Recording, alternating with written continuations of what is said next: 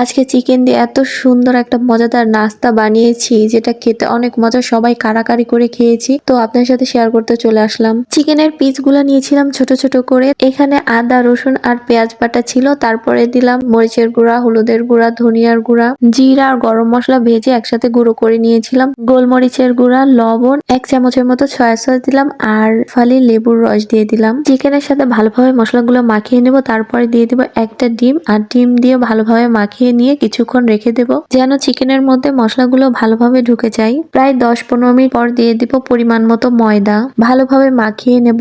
এখন চলে আসলাম চুলায়, আর চুলার উপর একটা কড়াই বসিয়ে পরিমাণ মতো তেল দিয়ে চিকেনের পিসগুলো আস্তে আস্তে দিয়ে দিতে হবে। চিকেনগুলো মৃদু আঁচে ভাজতে হবে। এক পাশ ভাজা হয়ে গেছে, তারপরে অন্য পাশ এভাবে উল্টে দিব। তাড়াতাড়ি ভাজতে গেলে চিকেনগুলো সিদ্ধ হবে না, তাই একটু ধৈর্য নিয়ে ভাজতে হবে। যখন দেখবো যে লাল লাল হয়ে গেছে তখন উঠিয়ে নেব।